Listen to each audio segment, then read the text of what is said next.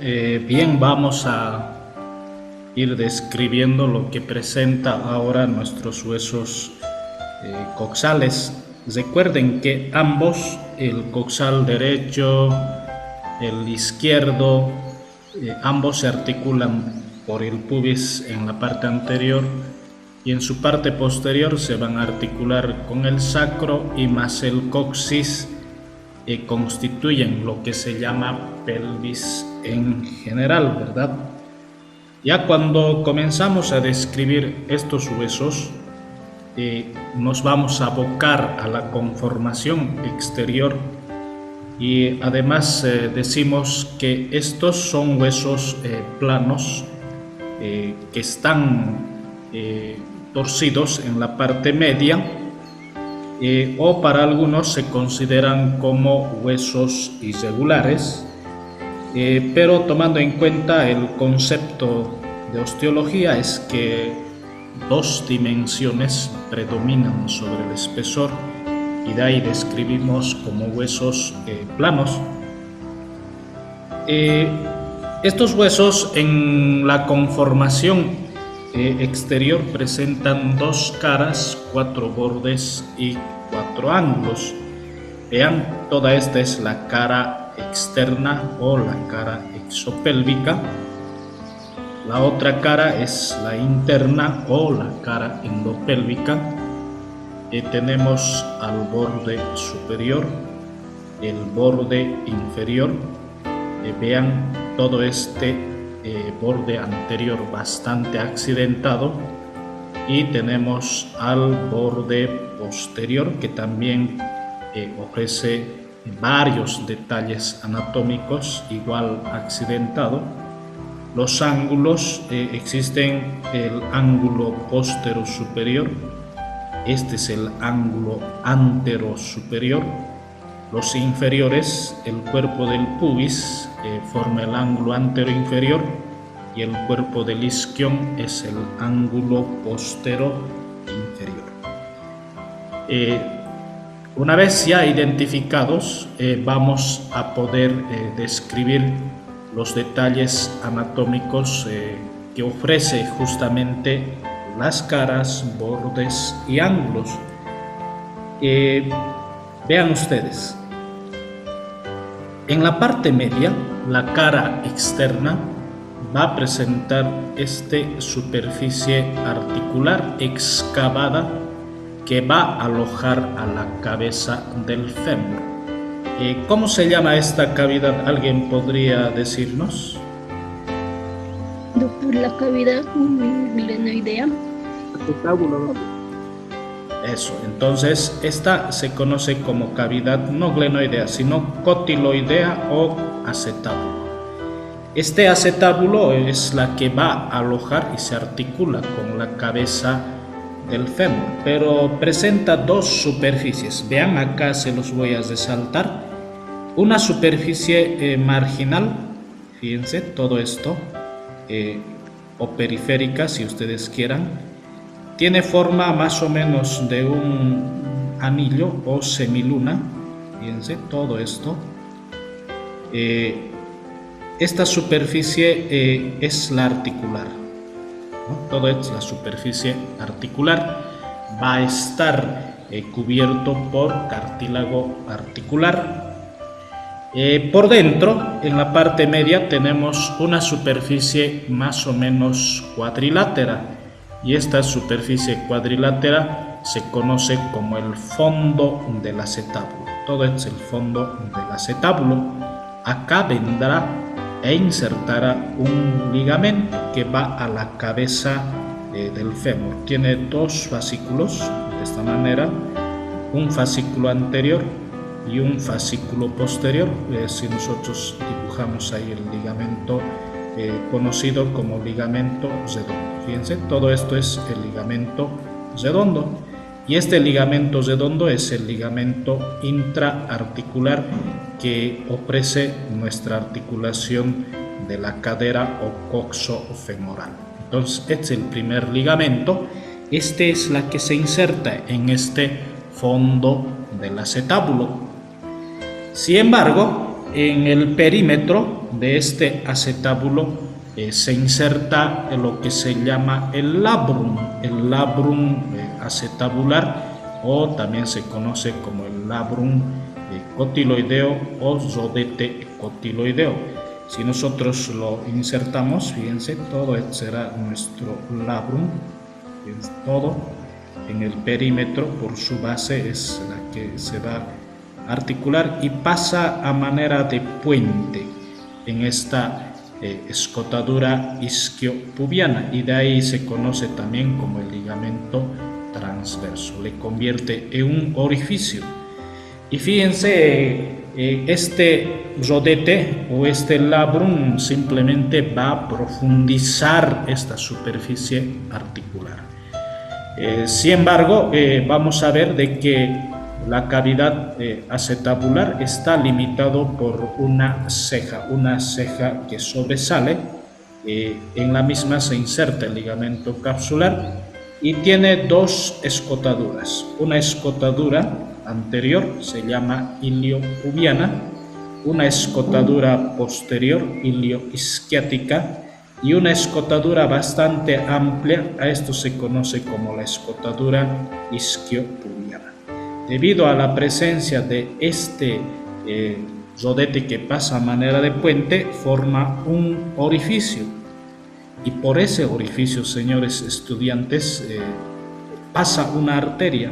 Esta arteria viene a partir de la arteria obturatriz.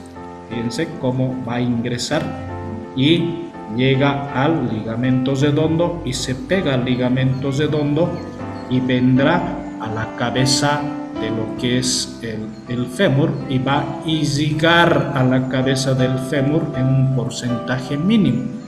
Por eso una lesión que afecte, por ejemplo, una luxación que llegue a comprometer lo que es el ligamento redondo, puede dejar también lesionado a esta arteria, y en un porcentaje mínimo a veces se puede llegar a necrosarse la cabeza del fémur, y de ahí la importancia de que este ligamento es un portavaso para esta arteria que se dirige a la cabeza del fémur. Entonces no se olviden, pero gracias a Dios hay arterias circunflejas que compensan. Si eso pasara, pues comienzan a irrigar por esas anastomosis que va a ofrecer.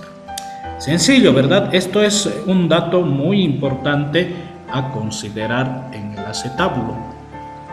Por encima del acetábulo o incluso de la ceja, ustedes se van a dar cuenta, hay un canal. Este es el canal supracotiloidea. Acá se inserta el tendón reflejo del músculo rectofemoral, mientras que en esta espina se inserta el tendón directo de ese mismo músculo. Por encima de este acetábulo encontramos una gran excavación que se conoce como la fosa glútea o fosa ilíaca externa. Esta fosa ilíaca externa a su vez va a ofrecer dos crestas que nacen en esta escotadura ciática mayor. Una cresta posterior que se dirige en forma ascendente y termina en el borde superior. Y hay otra cresta, una línea semicircular, si ustedes quieran, que es más anterior, y esta termina en la parte anterior de la cresta ilíaca. Y de esa manera van a limitar dos carillas, y estas dos carillas justamente es para inserciones de los tres músculos glúteos. Fíjense, por detrás se inserta el músculo glúteo mayor. Todo es la superficie de inserción del glúteo mayor. En este espacio intermedio se inserta el músculo glúteo mediano o glúteo medio, si ustedes así lo llaman. Todo esto es la carilla para insertar a eso. En la parte más anterior se inserta el músculo glúteo menor. Todo es la superficie de inserción del glúteo menor.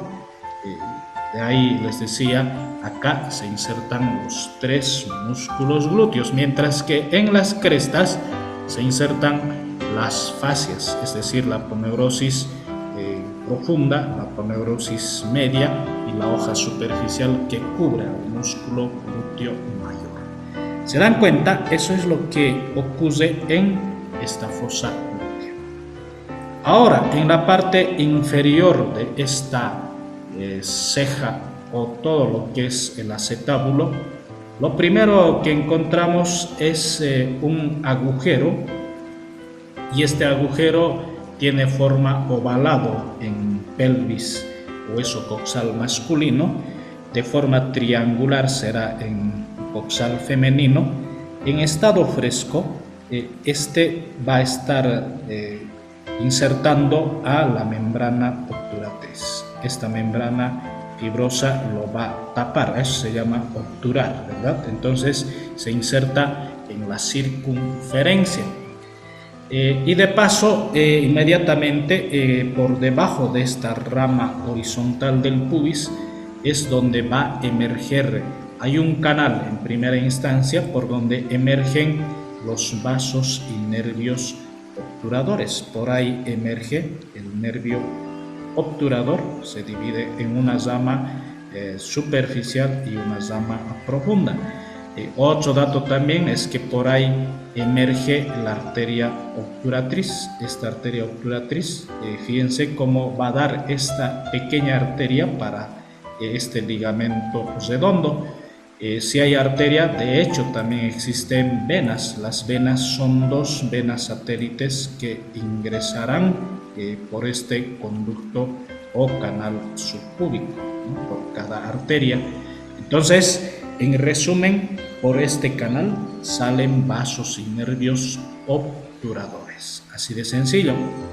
Luego tenemos ya en la parte más anterior, como ustedes pueden apreciar, a lo que se llama cuerpo del pubis. Este es el cuerpo del pubis. Esto es la rama horizontal del pubis. Esta es la rama descendente del pubis, fíjense. Este es el cuerpo del isquion y esta es la rama ascendente del isquion. En resumen, se llama rama isquiopubiana. En todo lo que es la circunferencia, es decir, en la parte anterior de este agujero obturador, toda esta circunferencia presta inserción al músculo obturador externo. Incluso se inserta en esta membrana obturatriz, mientras que en el cuerpo del pubis toma sus inserciones el músculo aductor mediano, un poquito más abajo el aductor menor, y luego más abajo en todo lo que es la rama isquiopubiana y en el borde inferior se inserta el músculo aductor mayor o tercer aductor. Todo esto es la superficie de inserción de este tercer aductor. Si se han dado cuenta, son los detalles anatómicos que ofrece la cara lateral de este hueso coxal. Hay nomás detalles anatómicos, ¿verdad? Habrá que tener que estudiar nomás para poder entender y aprender mucho mejor. Y listo. Veremos la cara interna, la cara endopélvica, la que constituye esta cavidad pelviana, pelvis mayor y pelvis menor. Recuerden de que nosotros dijimos en la anterior clase de que hay una línea que continúa a partir del promontorio. Vean, este es el promontorio. Luego sigue por el borde anterior de ala sacra. Y luego tenemos esta línea innominada. Pasa por detrás de eminencia iliopectínea, la cresta pectínea, rama horizontal del pubis y sínfisis. Lo mismo al otro lado, borde anterior de ala, pasando por sínfisis, la línea innominada detrás de eminencia iliopectínea, cresta pectínea, rama horizontal y sínfisis. Este es el estrecho superior, ¿verdad? de importancia en sexo femenino, sobre todo en el trabajo del parto. Dijimos que es la primera basera, ¿verdad? Es la primera basera, sobre todo en el descenso. Cuando tiene que descender la cabeza del producto fetal, se encuentra con este estrecho y cuando vence esto ya entra en el mismo canal del parto. Por lo tanto, esta cara endopélvica ofrece esta eminencia. Esto es lo que nos tiene que llamar la atención, sobre todo en coxal femenino. Ahora vean cómo por encima de esta eminencia iliopectínea encontramos otra excavación. Esta excavación se conoce como fosa ilíaca interna o simplemente fosa ilíaca.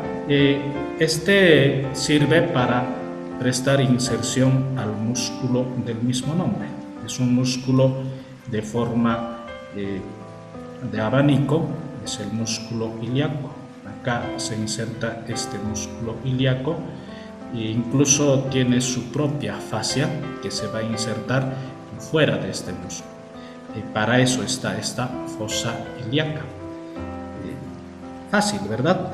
Ahora, por debajo de esta fosa ilíaca vamos a ver nuestro hueso coxal ofrece estos detalles anatómicos. Otra vez tenemos el agujero obturador. Incluso ahí nosotros podemos ver este canal, el conducto subpúbico, por donde justamente va a pasar ese nervio, el nervio obturador. Por ahí va a franquear y aparece en la parte anterior. Y lo mismo pasará con la arteria obturatriz. Lo mismo se dirige hacia adelante y también emerge por este conducto subpúbico. Y las venas ingresan. Pero sin embargo, alrededor, en la periferia de esta, es donde se inserta el músculo obturador interno. Fíjense, todo es el músculo obturador interno para inserción. Todo eso para insertar a ese músculo obturador interno. Si había obturador externo, existe el músculo obturador interno. Pero sin embargo, hay algo que nos llama la atención. Detrásito de eso y por encima, imaginariamente, en la parte ósea, nosotros trazamos una superficie más o menos cuadrilátera. Este es el trasfondo del acetábulo. Se acordarán ustedes que hemos mencionado el fondo a nivel de la cavidad cotiloidea. Este es el trasfondo. En ese trasfondo es justamente donde se inserta un músculo que es parte del diafragma de la pelvis, se llama el músculo elevador del ano. Acá se inserta ese músculo. Para eso está presente este trasfondo y además se inserta la aponeurosis de este músculo obturador interno. Ese es el detalle anatómico que ofrece la cara endopélvica. Sencillo, ¿verdad? Ya estudiadas las caras, nos vamos a los bordes. Hablaremos de esta cresta. Si ustedes ahí aprecian esta cresta ilíaca que representa el borde superior. Es bastante rugoso, además tiene forma de una S alargada. Esta cresta es bastante prominente y en sexo femenino es la que más sobresale en relación al varón debido al desarrollo de la pelvis femenina, ¿verdad? En esta cresta, señores estudiantes, se van a insertar justamente músculos. En su labio externo, es decir, aquí en la parte externa, se inserta el músculo, uno de los músculos anchos, el músculo oblicuo externo. Fíjense, todo es para la inserción del oblicuo externo. En su labio medial, el músculo transverso. Todo esto para el músculo transverso del abdomen. En la parte media, es decir, en el intermedio, todo para inserción del músculo oblicuo menor o oblicuo interno en los 2 tercios anteriores, mientras que en el tercio o cuarto posterior se inserta todo este espacio, el músculo dorsal ancho. Por lo tanto, esta cresta es para inserción de los músculos anchos del abdomen. Así de sencillo.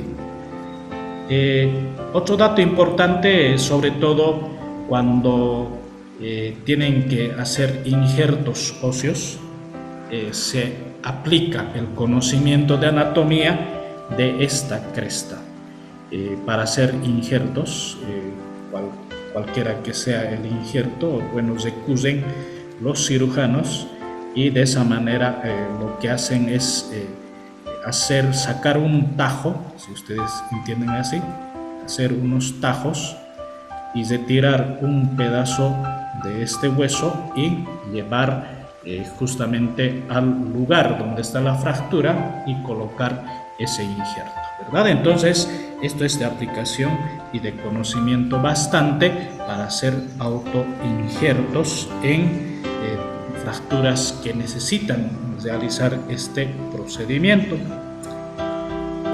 ¿Qué ocurre con el borde inferior? Esto es más fácil para nosotros.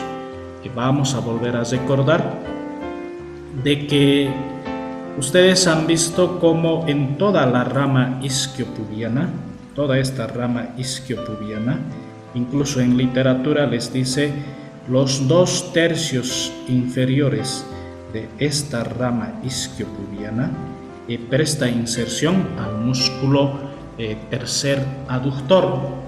Pero sin embargo, esto es algo que también deben conocer, señores estudiantes.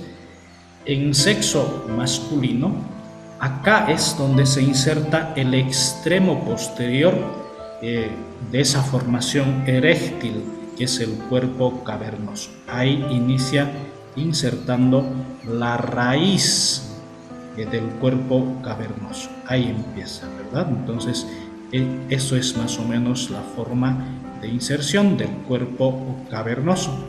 Y en la mujer también se va a insertar el cuerpo cavernoso, pero del clítoris. Un poco por encima, incluso toma inserciones el ligamento suspensorio del pene y en la mujer el ligamento suspensorio del clítoris. Esto es un dato importante a considerar en el borde inferior.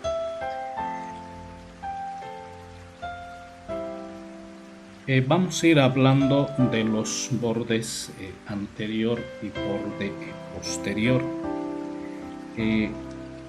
Si tomamos en cuenta estos detalles anatómicos, es bastante accidentado el borde anterior.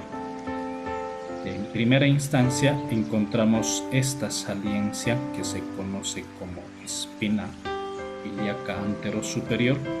En la misma se inserta este cordón fibroso que es dependiente del músculo oblicuo mayor, se llama ligamento femoral, ligamento inguinal, ligamento de Vesalio, ligamento de pulpar, arco femoral, arco crural, ligamento de falopio.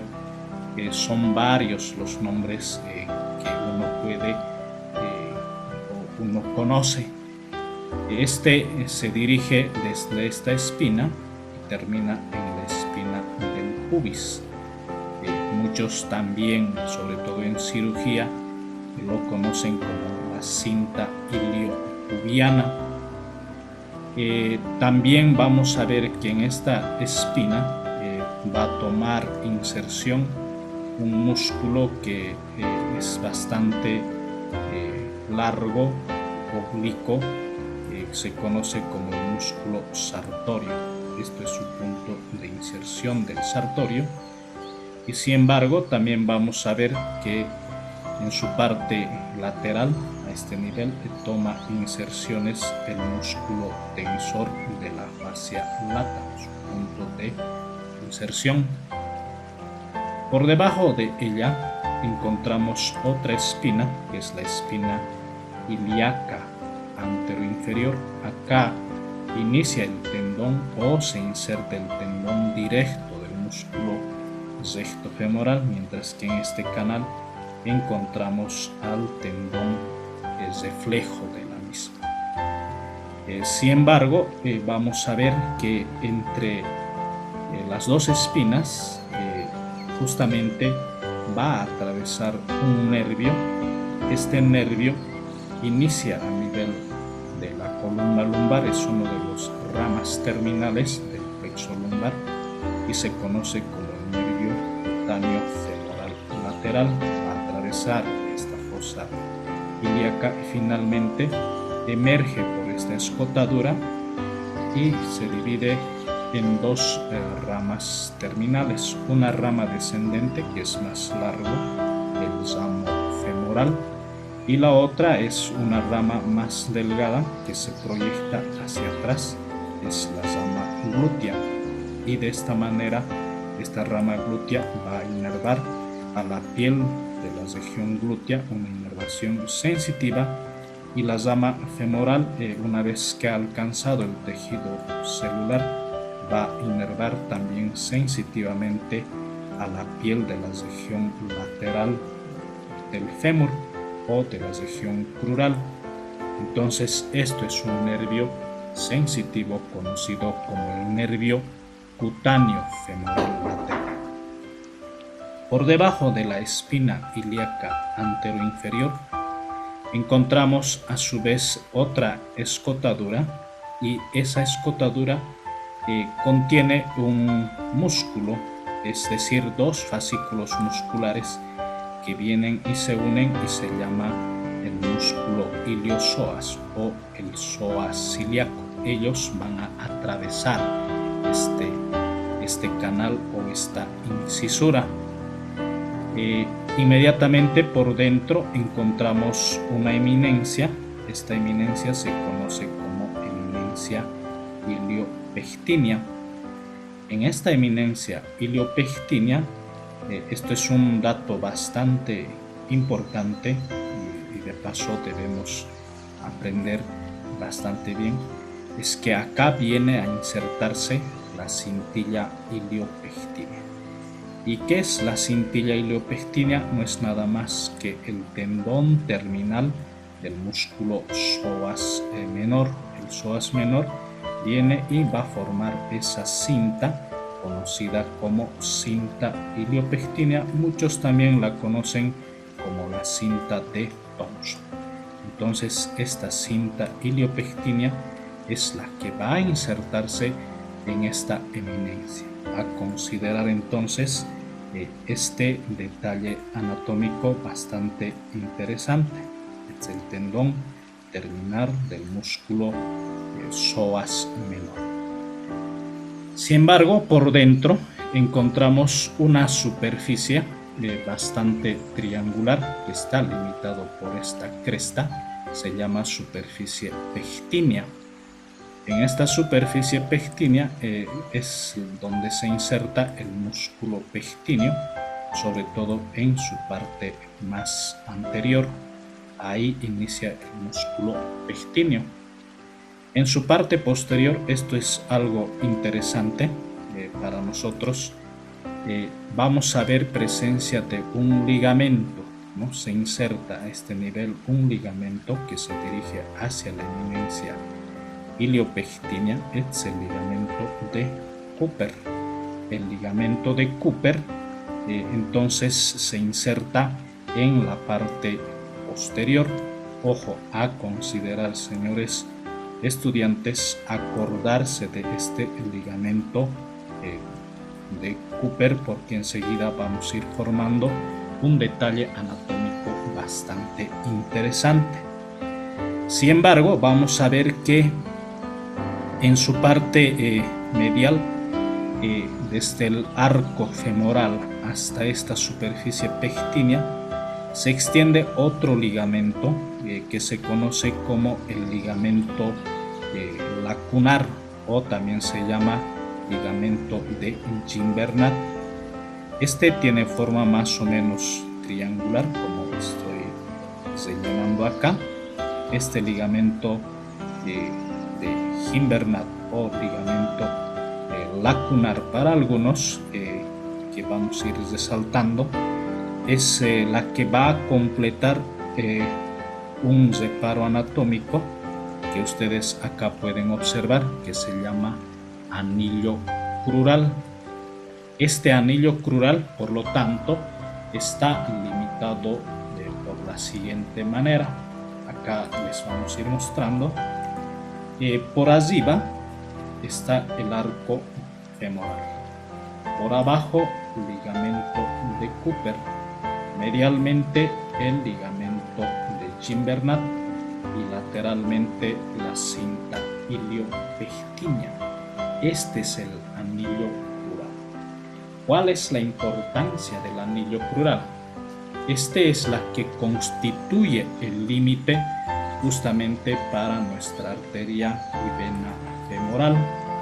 Si yo llegara a trazar la arteria femoral, fíjense, este es primero la arteria ilíaca externa, que vendrá de esta manera, y emerge esta arteria ilíaca externa a partir de este anillo crural, y a partir de acá se va a llamar arteria femoral, alcanzando al triángulo de Scarpa.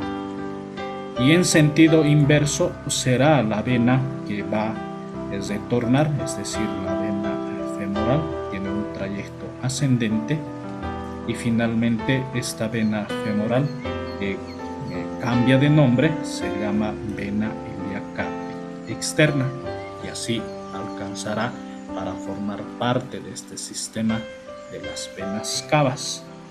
Otro dato importante es que pegadito al borde lateral de este anillo es que vamos a encontrar una formación linfoidea que se conoce como el ganglio de Cloquet. Este ganglio tiene una mitad inferior que está fuera de la pelvis, en la porción ya inguinocrural, y una porción que es por si acaso pélvico, descansa sobre este borde lateral del ligamento lacunar. Otro dato importante es que inmediatamente fuera de esta cinta de Thomson es que encontramos al nervio crural o al nervio femoral. Por lo tanto, este nervio está fuera del anillo crural para finalmente alcanzar el triángulo de Scarpa y comenzar con su división en sus ramas terminales respectivamente. Entonces, este anillo en cirugía es muy importante porque puede a veces aumentar el diámetro, es decir, el anillo aumenta su tamaño y permite que a través de ella comience a salir contenido, eso se llama protusión, contenido de la cavidad abdominal. A eso se llaman hernias crurales, y la hernia crural, dependiendo de su contenido, también se clasificará. Eso ya en su momento ustedes aprenderán. Ojo, este anillo es muy importante, vale la pena recordar. Eso en lo que concierne al borde anterior de este hueso coxal.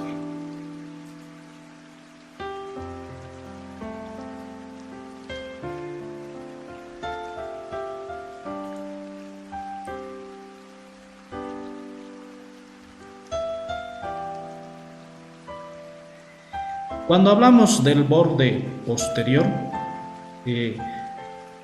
también vamos a referirnos de accidentes óseos que marcan, que resaltan igual. En primera instancia, vean ustedes cómo voy a encontrarme con dos espinas. Espina ilíaca posterior superior espina ilíaca posterior inferior, escotadura sin nombre.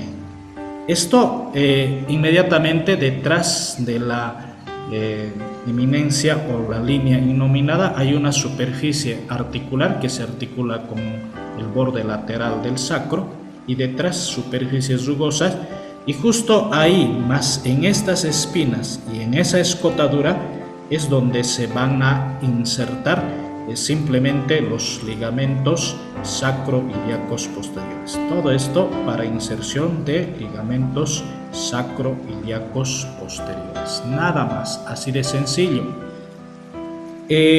Por debajo de eso tenemos dos escotaduras, fíjense, separados por una espina. ¿Cómo se llaman estas escotaduras? ¿Alguien nos puede ayudar? La escotadura mayor y la otra, la escotadura menor.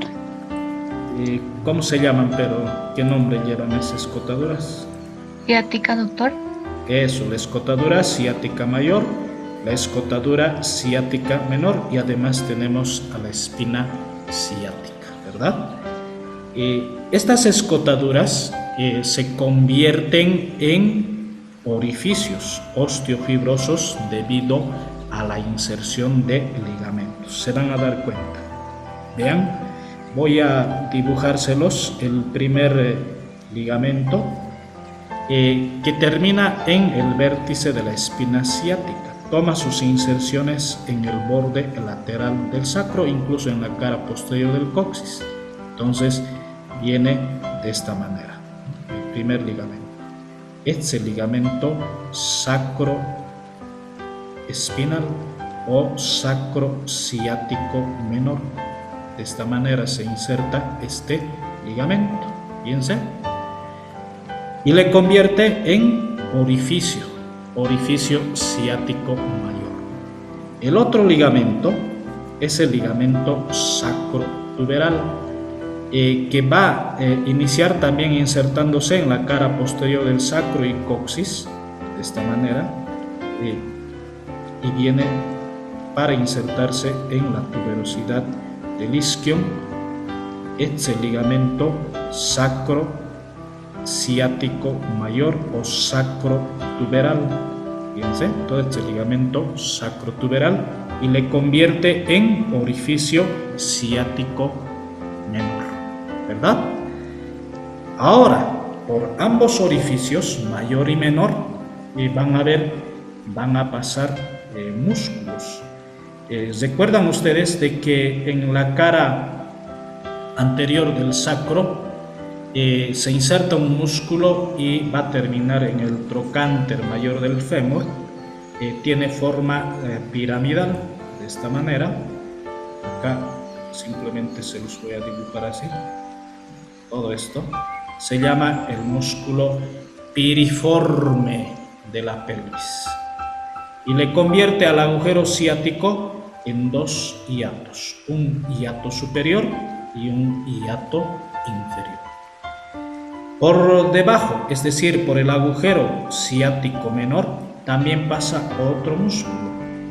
Recordarán por conocimientos de osteología también que alrededor del agujero obturador, acá se inserta el músculo obturador interno. Este músculo es el que sale, y este es el músculo que también va a terminar en el trocánter mayor.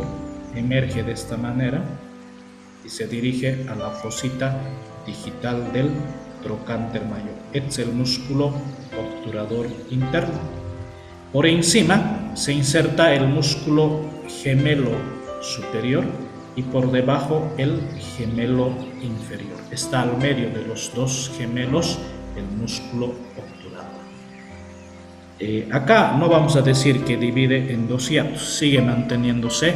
Esto está pegado a la tuberosidad ya isquiática, pero esto sí lo convierte en dos orificios, ¿verdad? Ahora vean, por el orificio superior van a atravesar los siguientes elementos anatómicos.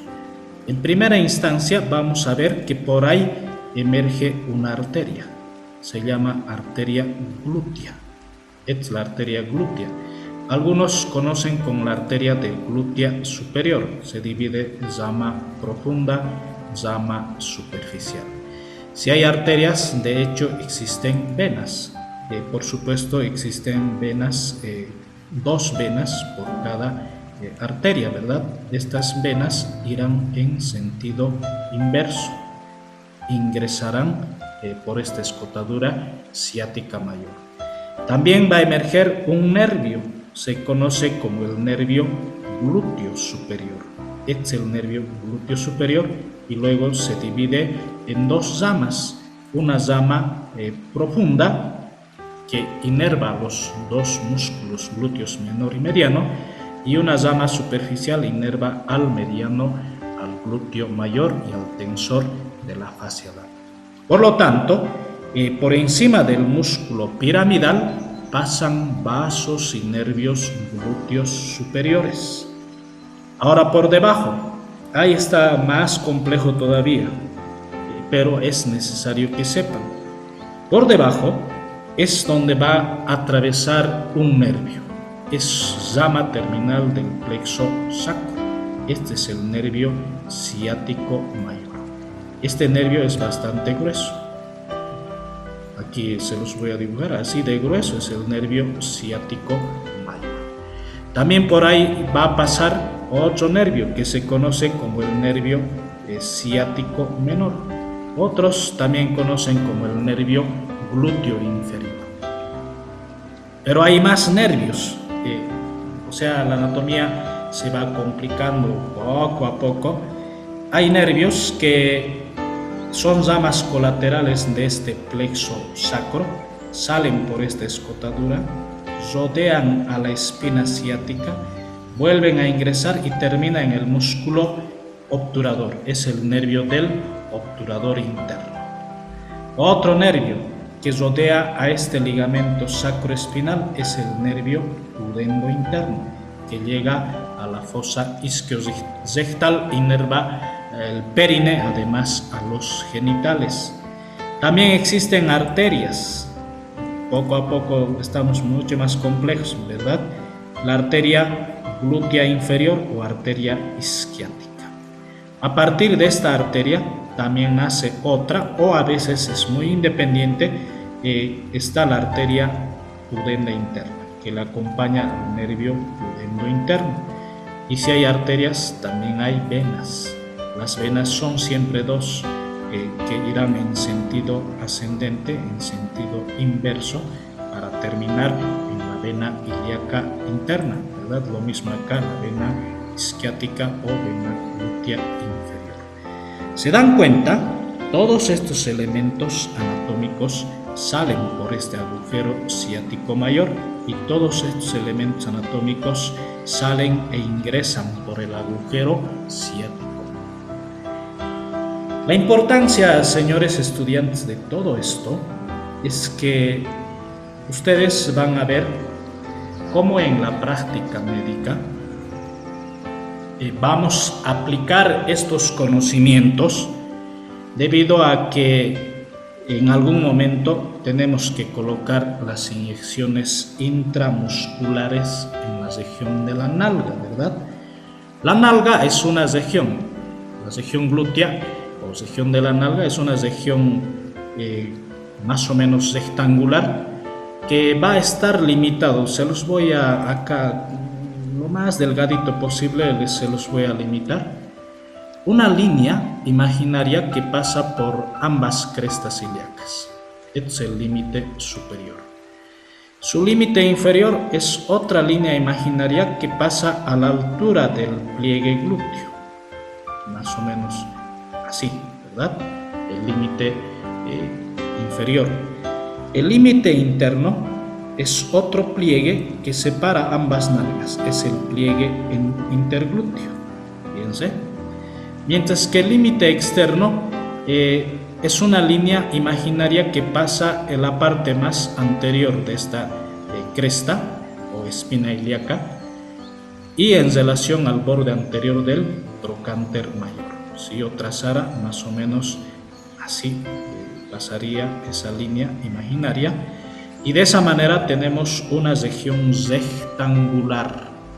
Por supuesto, la nalga es sobrelevantada, convexa, lo que ustedes se imaginan, y mucho más sobresaliente en sexo femenino. Entonces la nalga en el varón es más aplanado, pero depende de la presencia de tejido celular subcutáneo, ¿verdad? Esta región glútea, nosotros imaginariamente, a su vez, tenemos que dividir por dos líneas. Fíjense, voy a separar por dos líneas, un poquito ya más notable la línea. Una línea horizontal que voy a trazar, y la otra línea es línea vertical, de esta manera. ¿Y cuántos cuadrantes se han dibujado? ¿Alguien podría decirme? 4, doctor. 4 cuadrantes, ¿verdad? Cuadrantes superiores, uno que es lateral, otro medial, inferiores que es lateral y medial. ¿Cuál es la explicación de esto? ¿Cómo estos conocimientos de anatomía me están llevando a eso para que yo pueda explicar? Es que justamente yo no debo pinchar inyecciones intramusculares en este cuadrante inferior externo, no, porque puedo llegar al trocánter, aunque aquí no está el fémur, pero puedo llegar al trocánter. No puedo colocar inyecciones en el cuadrante inferior interno, peor todavía, con más razón, no, mana, never, haniwa. ¿Por qué? Porque puedo llegar justamente a los vasos, sobre todo isquiáticos, y sobre todo al nervio ciático mayor, y puedo dejar paralítico a mi paciente. ¿Se dan cuenta, verdad? En el cuadrante superior no puedo colocar en el cuadrante medial, porque a este nivel o llego al hueso, o puedo tal vez llegar a los vasos y nervios glúteos superiores.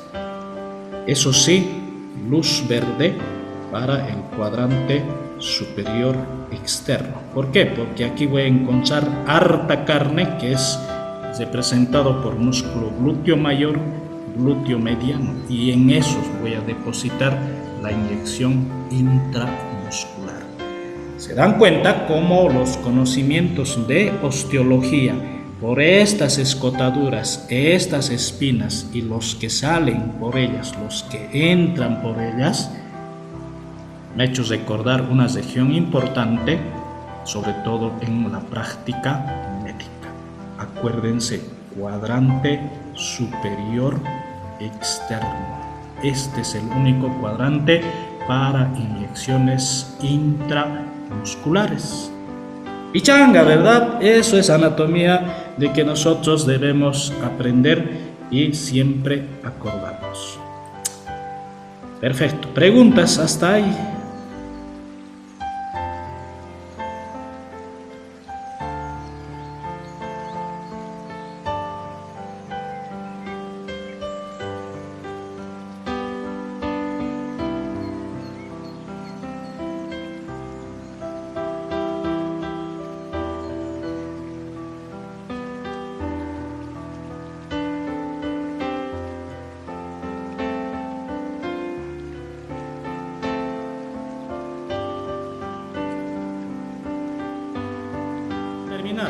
Los ángulos. Los ángulos antero-superior están representados por esta espina, ilíaca antero-superior, no nos interesa mucho. El ángulo postero-superior por esta otra espina ilíaca postero-superior también no es tan importante. El ángulo antero-inferior está representado por el cuerpo del pubis. Luego tenemos rama horizontal, rama descendente. Y sobre todo hay una carilla en su parte interna articular, que es bastante largo en el varón, estrecho en la mujer. Este va a formar una sínfisis, que es la sínfisis del pubis. El ángulo posterior inferior es donde nosotros apoyamos cuando estamos sentados. Esto es verdadera tuberosidad. Ahí se insertan tendones musculares. y estos tendones musculares son de músculos isquiotibiales. Ahí se insertan el músculo bíceps, comparten con semitendinoso, semimembranoso.